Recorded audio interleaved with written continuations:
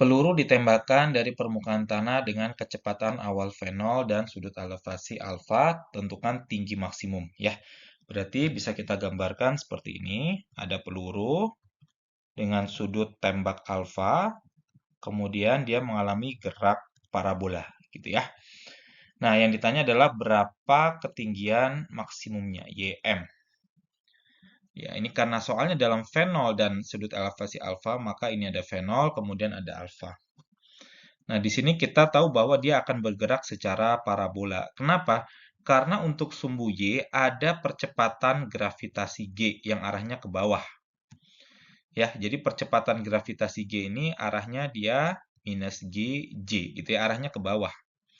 Tetapi arah horizontal, percepatan horizontalnya itu nol, tidak ada percepatan arah horizontal ya. Jadi AY-nya, percepatan vertikalnya adalah percepatan gravitasi itu, ya, arahnya ke bawah. Maka karena ada percepatan gravitasi untuk arah sumbu Y, maka kita akan memiliki persamaan GLBB untuk arah sumbu Y, ya. Jadi ini harus kita definisikan arah sumbu Y dan arah sumbu X. Ini bukan GLBB karena bukan gerak lurus, dia adalah gerak parabola, tetapi kita bisa melakukan analisis secara terpisah antara sumbu Y dan sumbu X. Untuk sumbu Y, maka kita punya fenol Y dikali T plus setengah AT kuadrat, gitu ya. Berarti fenol Y-nya itu nanti sama dengan fenol dikalikan sin alfa, sedangkan percepatannya karena ke atas adalah positif, maka yang ke bawah adalah arahnya negatif. Maka kita akan mendapatkan untuk arah sumbu Y, Y-nya adalah fenol sin alfa T minus setengah GT kuadrat. Sedangkan karena arah sumbu X-nya tidak ada percepatan, maka dia seolah-olah seperti gerak lurus biasa saja. Ya, tapi ini bukan gerak lurus, tetapi kita bisa analisis secara terpisah dengan menggunakan sifatnya masing-masing. Berarti X-nya adalah fenol X, gitu ya, dikali waktu, tidak ada percepatan. Berarti karena fenol Y-nya adalah fenol sin alfa, fenol X di sini tentu adalah fenol dikali cos alfa dikali T, gitu. Ya, jadi di sini nanti T-nya kita masukkan itu sama dengan X dibagi fenol cos alfa, gitu ya. Sehingga dari dua ini kita akan bisa mendapatkan nilai Y sama dengan fenol sin alfa, gitu ya, dikalikan dengan T-nya adalah X per fenol cos alfa minus setengah G T kuadrat X kuadrat per fenol kuadrat cos kuadrat alfa. Sehingga Y-nya nanti kita akan bisa mendapatkan, ya, fenol dicoret menjadi X tangen alfa minus GX kuadrat per fenol kuadrat cos kuadrat alfa. Gitu ya.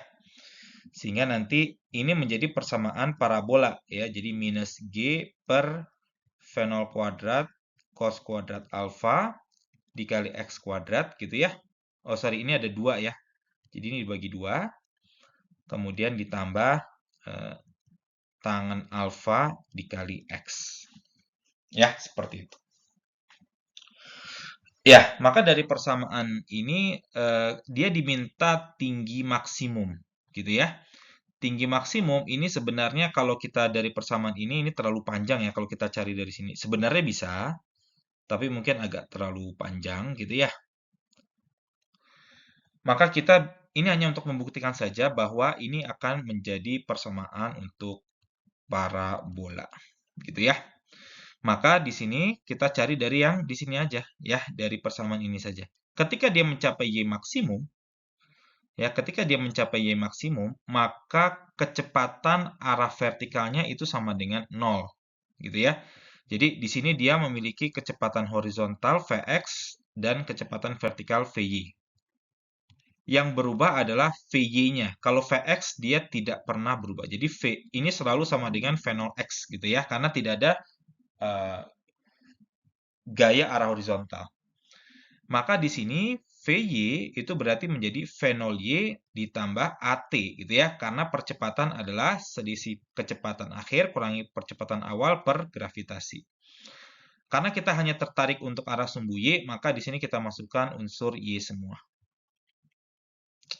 Maka di sini kita punya ketika V-nya 0, berarti 0 sama dengan V0 sin alfa dikurangi GT, kita akan mendapatkan waktu untuk mencapai ketinggian maksimum adalah V0 sin alfa per G.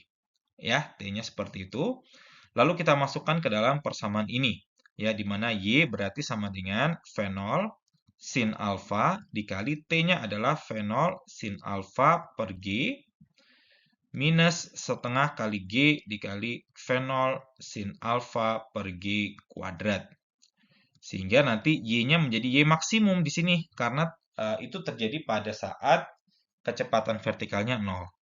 Berarti menjadi V0 kuadrat sin kuadrat alfa.